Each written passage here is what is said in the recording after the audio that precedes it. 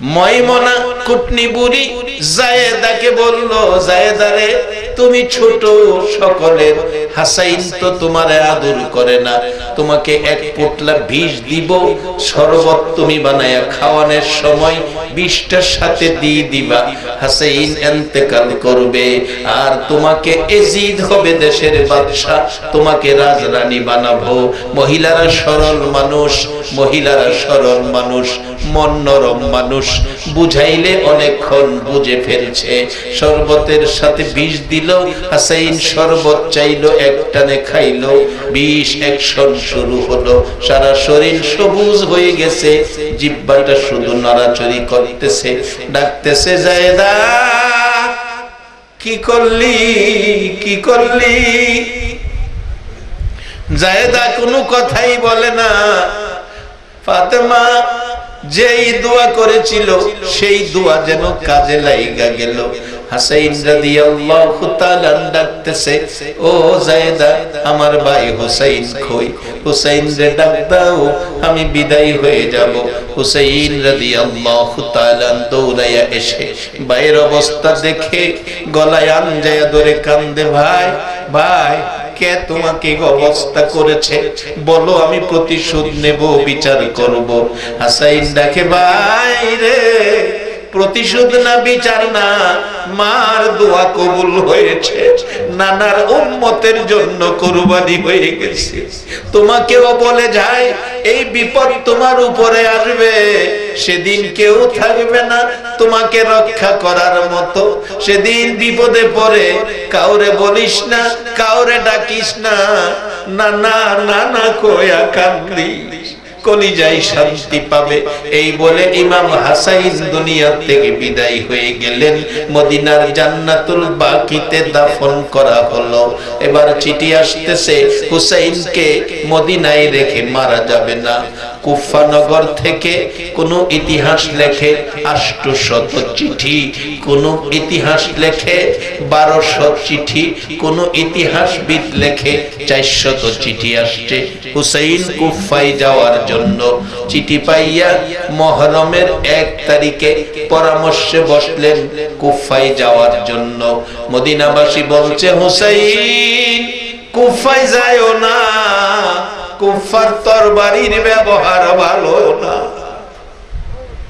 আজকে সেই নবীর আওলাদের গলায় ছুরি দিয়ে, নবীর কলিজায় আগুন দিয়ে ইরাকের কুফাবাসী এখনো শান্তি পায় না, এখনো তারা অশান্তিতে আছে। কিয়ামত পর্যন্ত কুফাবাসী অশান্তিতেই থাকে।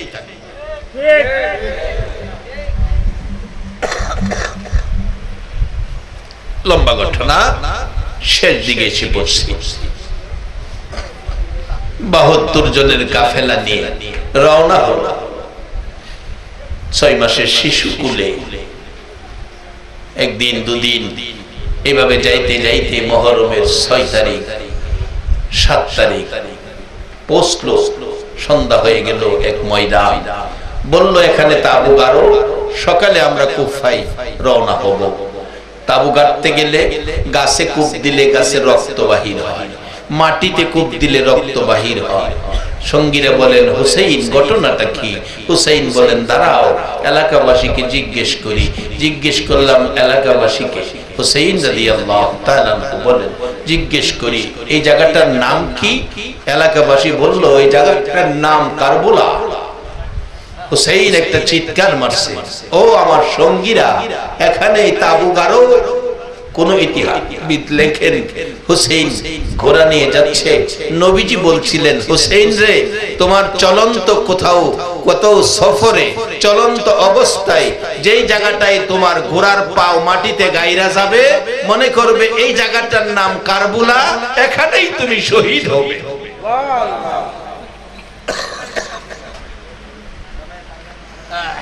ঘোড়ার পাও গাইরা গেল, মতান্তরে মাটির থেকে রক্ত বাহির হলো। জিজ্ঞেস করলে জবাব দেয় জায়গাটার নাম কারবালা। হুসাইন বলেন, সঙ্গীরা তাবুটা নাও, এখানে তাবুটা নাও। আমার নানা কারবালার কথা আমারে শোনাইছে।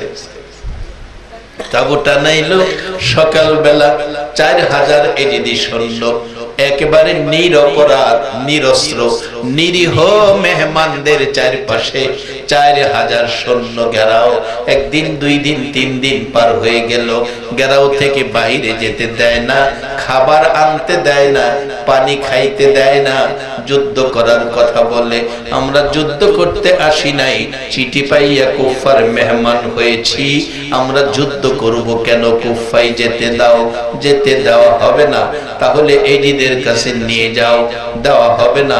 মদিনায় ফিরে যেতে দাও। দেওয়া হবে না।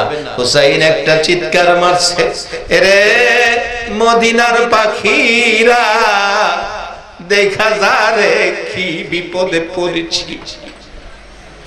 সকালবেলা জুমার দিন, শুক্রবার, মুহররমের 10 তারিখ, কোরআন শরীফ পড়ে নামাজ পড়ে সকালবেলা কোরআন শরীফ পড়তে বসছে। চারদিক এজিদি সৈন্যরা চিল্লা চিল্লি করছে, কাপুরুষের মতো বসে আছো, বেরিয়ে আসো, মুহররমের 10 তারিখ তোমাদের সাথে যুদ্ধ হবে। হুসাইন কিছুই বলছে না। হাসাইন রাদিয়াল্লাহু তাআলা আনহুর বড় ছেলে কাসেম তরবারি হাতে, বাবা নাই, চাচার সাথে, চাচাকে কত সম্মান করতেছে। বাবা নাই, চাচাই গার্জিয়ান, চাচার সাথে কি সুন্দর ব্যবহার করতেছে। এটাই ইসলাম শিক্ষা দিছে, নবী শিখাইছে, নবীর আওলাদেরা শিখাইছে। চাচা অনুমতি দেন, আমি ময়দানে ঝাঁপিয়ে পড়ি। ইমাম হুসাইন বলছে, বাবা গো, ময়দানে ঝাঁপিয়ে পড়বা? তোমার বাবা আমাকে ওসিয়ত করেছিল আমার মেয়ে সকিনাকে তোমার কাছে বিবাহ দেওয়ার জন্য। ওসিয়তটুকুন আগে আদায় করি, তাবুর ভিতরে ঢুকো। তাবুর ভিতরে ঢুকলেন কাসেম। হুসাইন বলতেছেন, সকিনাকে সাজাও, কাসেমকে সাজাও। ভিতরে কান্নার রুল পড়ে গেল। ও হুসাইন, কি দিয়ে সাজাবো? ঘরের মধ্যে 1 ফোঁটা পানিও নাই। সকিনা কান্দে, মাবুদ,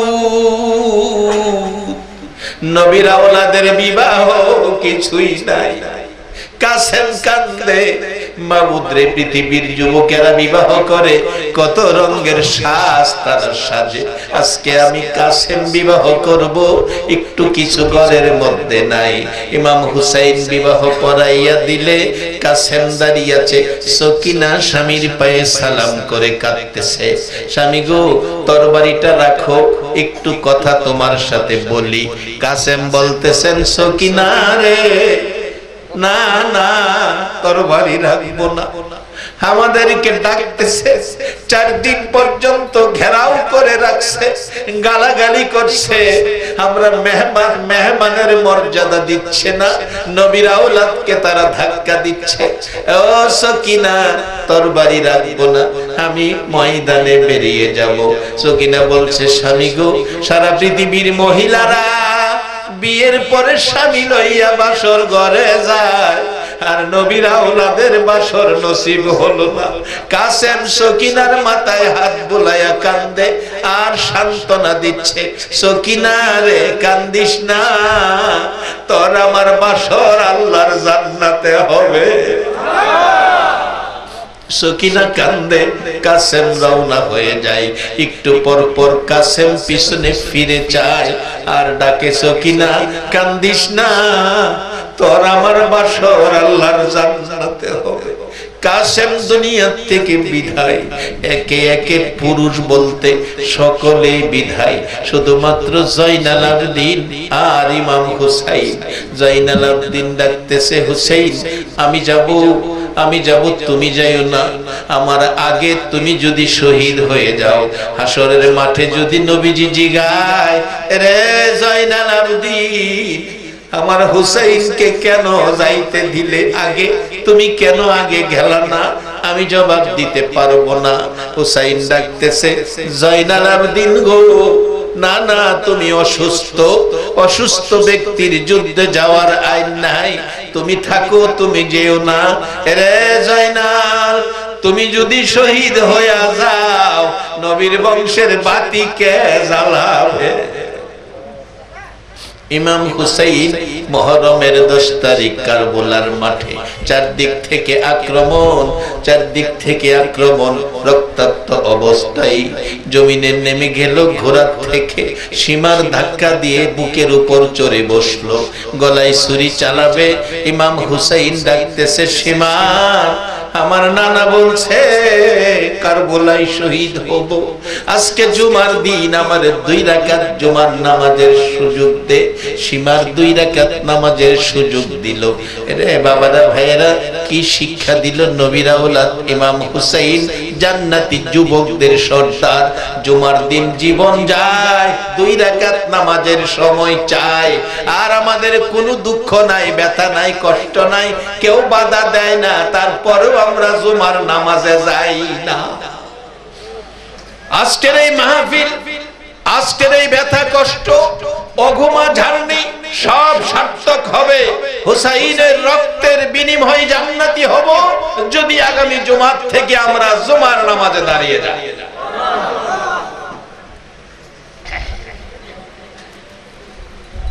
2 রাকাত জুমার নামাজ পড়লেন, তাশাহুদে বসা। চারদিক থেকে প্রত্যক্ষদর্শীরা বলেন কাছাকাছি বসে তীর মারেন নামাজের মধ্যে।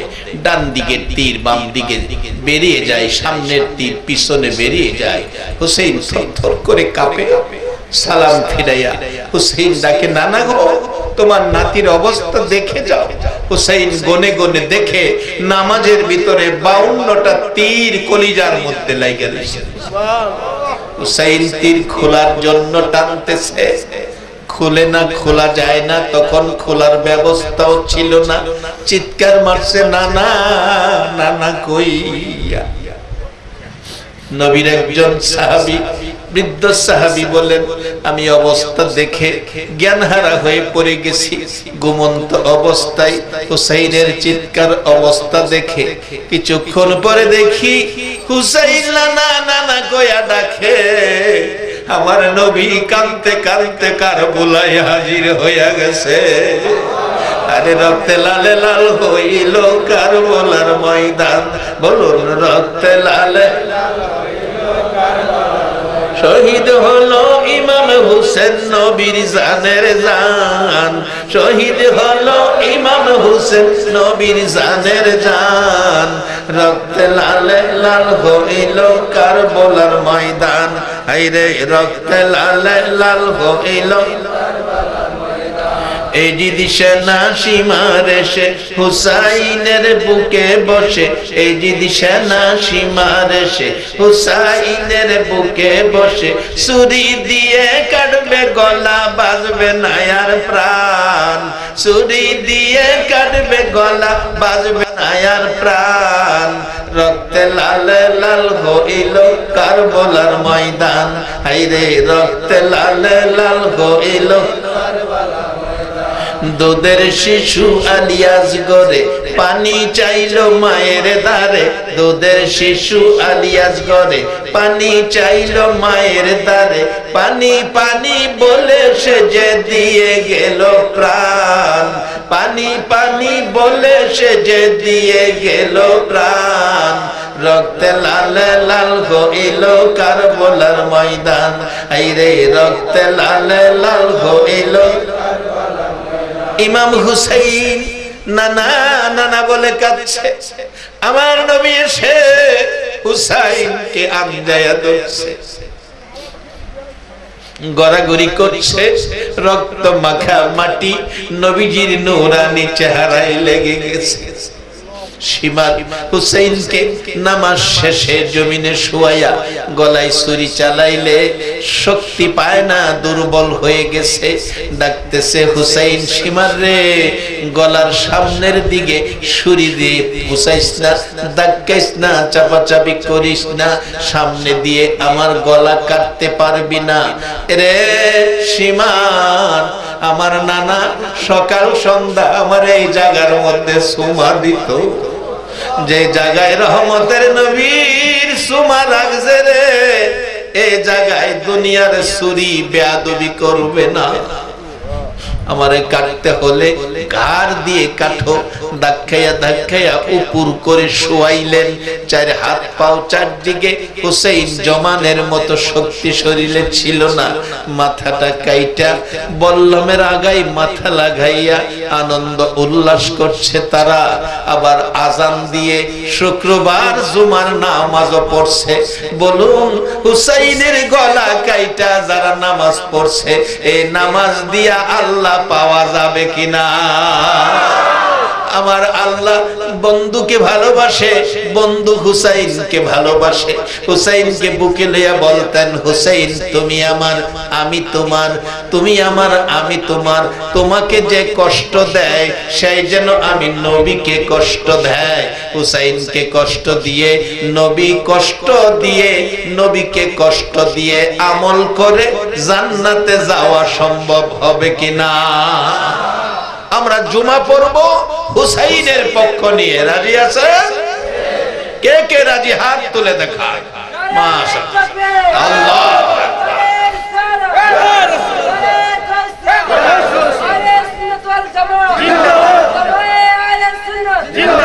মাশাআল্লাহ। বাবারা, লাইন মতে কাজ করলে পরিশ্রম কম, মাইনা বেশি। কেউ কেউ আছে সারাদিন মাটি কাটে, লাইন পাইছে না। মাটি কাইটা সারা দিনে 500 টাকা হাজিরা। আবার যারা লাইন পাইছে দেখবেন কোট টাই পেন একবারে সাফ, এসি রুমে বৈশা অফিস করে, মাস শেষে বেতন 2.5 লাখ। লাইন পাইছে আরামে থাইকা, মাইনা পাইছে বেশি, লাইন পাইছে না, অনার্থক কষ্ট। হাইরে এত কষ্ট, সারাদিন মাটি কাইটা 500। বাসান লাইন মতে যাইয়েন, কম কষ্টে মাইনা বেশি পাবেন। একবার বলুন আল্লাহু আকবার। অবশেষে আনন্দ উল্লাস শেষে হুসাইনের মাথা প্যাকেট করে মহিলাদেরকে বন্দির হাতে বেঁধে রওনা হলেন দামেস্কের দিকে যাবেন।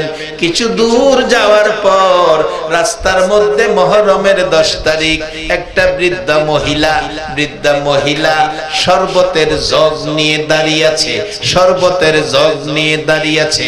বলল, যুদ্ধ করে আসছো, তোমাদের মধ্যে কি যুদ্ধ বন্দী আছে? আমি একটু শরবত পান করাবো।